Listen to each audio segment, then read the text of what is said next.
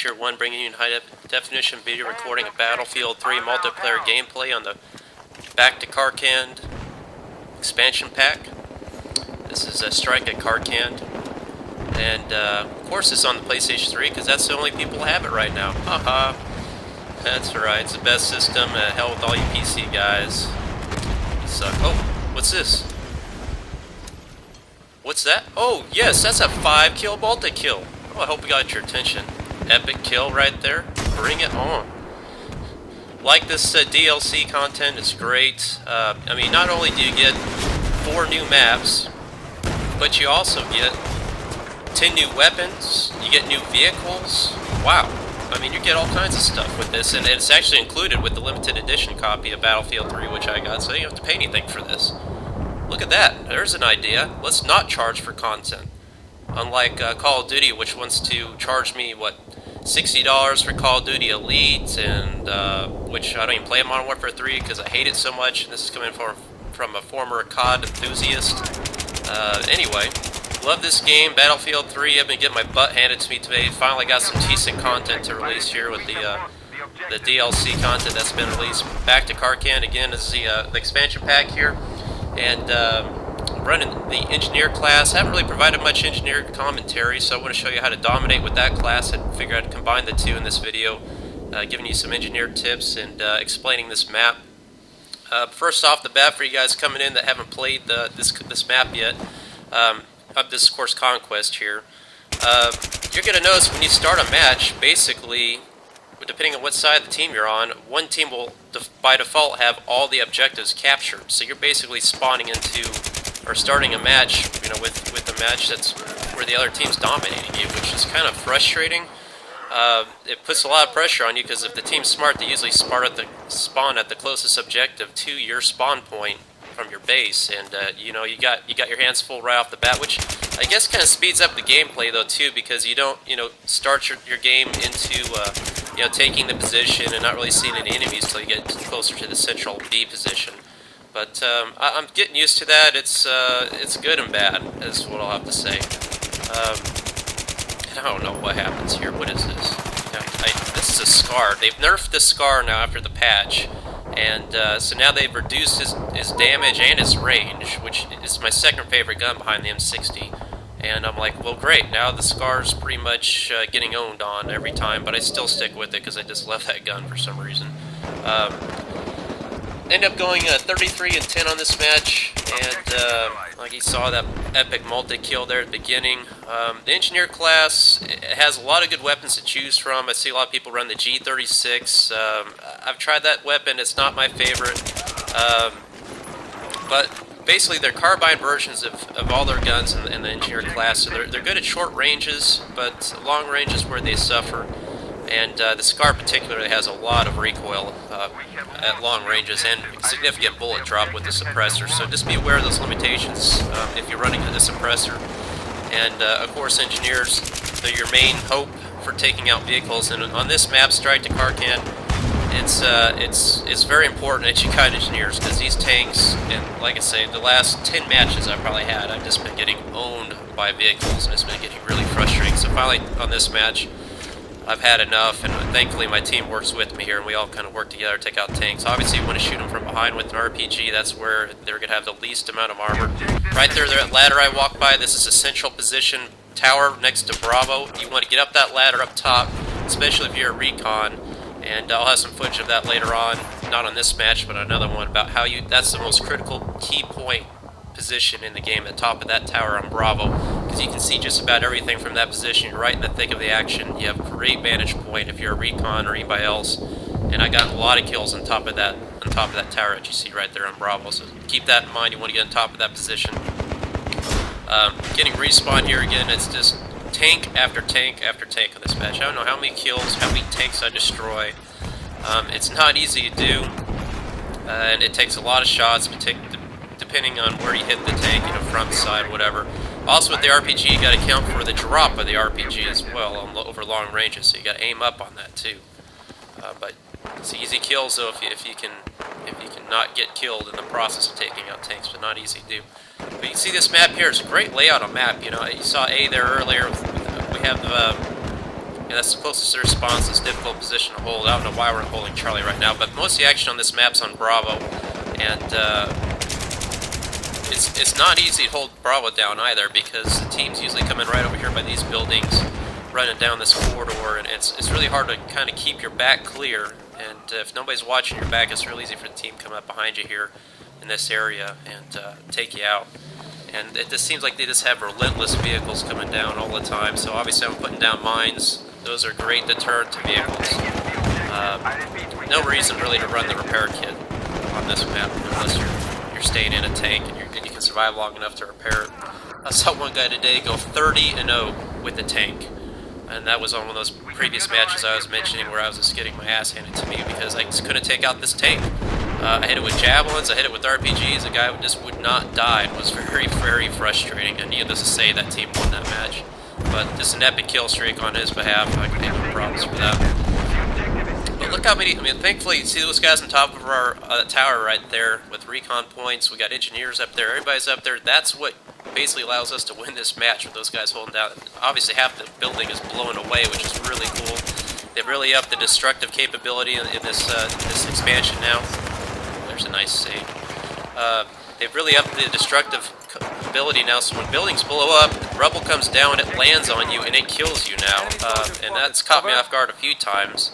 So you gotta watch that, and when an RPG hits a building, that really brings it down. Like I say, they've really upped the destructive ability now of RPGs on buildings. So watch out if you're hiding in a window, don't stay in there long, because an engineer can take you out real quick with one of these shoulder-mounted missiles. And the other good thing about mines, most of you probably know this, is when you put them down, they pretty much stay there for the rest of the map. So even if you die, those mines will remain there. Same with claymores. That's another great thing I love. Look at this. Take that guy out. This guy's about to take me out. Who else wants some? We got one more. That's alright. I'll take that combat efficiency ribbon. Thank you. Scar's still a good gun, but again, they've really reduced the range of it now. Again, using strategy here. I know they're up towards position Bravo, so I'm going to try and get around that tank, but you got to watch your back when they have position Alpha here. You know anybody can spawn behind you anytime, take you out, and that's exactly what happens.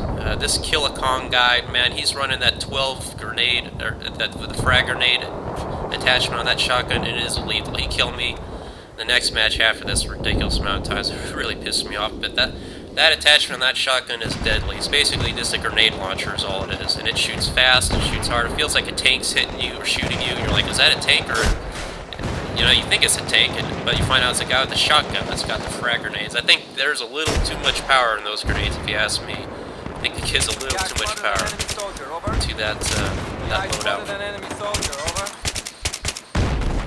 Doing a flank position here on Bravo, trying to pick off guys as I can. I like the openness of this map on Bravo.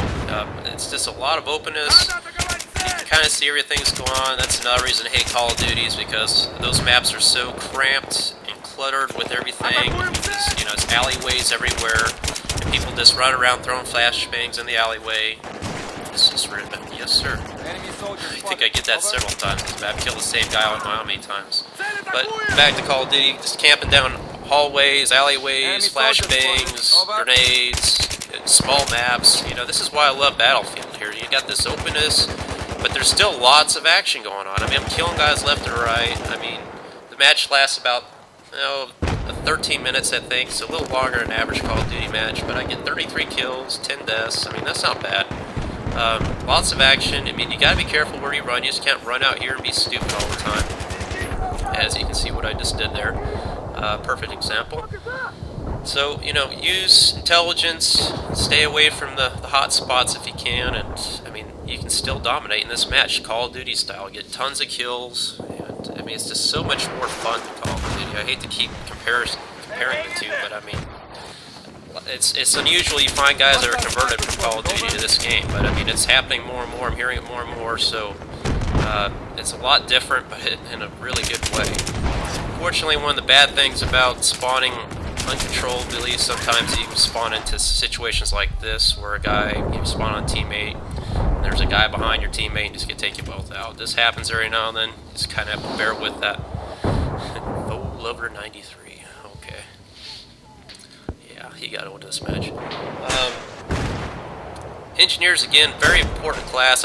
I'd argue probably the most important class in the game, I'd have to say. I mean, my support's my favorite to play with, but in terms of the actual gameplay and being the most important player in supporting role, you gotta have engineers, and you gotta have a lot of them. It takes so many shots to take out vehicles with one RPG, so if you got multiple RPGs from multiple directions, you know, vehicles, it's not gonna last. It's not gonna last at all in this game. So I mean, if you got a lot of engineers on your team, you're gonna have a great chance of winning. And you know, the recons, I still argue, are the weakest class. I just don't know why you want to run a recon. But, I mean, yeah, they can put down their little tactical insertion respawn points, but that I don't really use it very much. You know, they got their motion sensors. The MAV, I've shown in previous videos how important the MAV is for them, for the aerial reconnaissance vehicle, but they just don't change the tide of the game like an engineer does. I mean, if you got a guy in a tank on the other team, like I mentioned earlier, that guy went 30-0 in a tank, I mean, you got to be able to put those guys down. You got to stop that. And of course, engineers give you your best bet for it. Yet again, there it is. I know that would have been a dead kill with before the patch with the Scar. I mean, did they really have to nerf it that much? I mean, it really frustrates me. Look at this. Get this guy, and here's the example. Claymores stick around all game long until somebody runs into him. So that's another reason I love the support class now. I'm getting lots of kills with Claymores, even double kills and stuff. I mean, you put that stuff down everywhere, little alleyways and stuff, you can get a lot of kills just from Claymores alone. But of course, you sacrifice your C4 capability to take out vehicles. I've made videos of just about all classes now, the Recon, the Assault, now this Engineer. Check out my video about the Assault class. I still think they got the best weapons in terms of one-on-one engagements. I don't see any reason why you wouldn't run other than an Assault class on Team Deathmatch, because they got, again, the best guns for those one-on-one encounters. Look at that. You see that grenade launch? Oh, you know, Nemesis victim again. Fortunately, I get clipped by that tank and finish off by my brother, faux lover here. But again, those tanks, I mean, just all match. You can see, you just can't stop being an engineer some days. I mean, they will keep coming and coming and coming. And probably what we should have done is got up there near their base deployment. Save my buddy's ass right here. Get up near their base deployment and put a lot more mines down there, like I did at the beginning of the match. That's a real effective way of taking out enemies. Just rocking it here. Headshots, just everything. Look at this game. I mean, the graphics again, the sound. I know I harp on this, guys, but I mean, you gotta admit, this is by far the best first-person shooter made for consoles. I mean, I've never seen anything like it. There's times I can see the limitations of the PlayStation 3 and the frame rate slowing down, which sucks, but you know, I just don't like the keyboard and mouse setup on the PC. That's why I don't play the PC. I like the competitiveness on the consoles. I see that a lot more than PC guys. And, you know, this is why, you know, this game's released on the PlayStation first, because consoles are where it's at, and this is where the future is. Hope you guys enjoyed the video. I got another one coming up here of M60 Deep Throat, as I call it.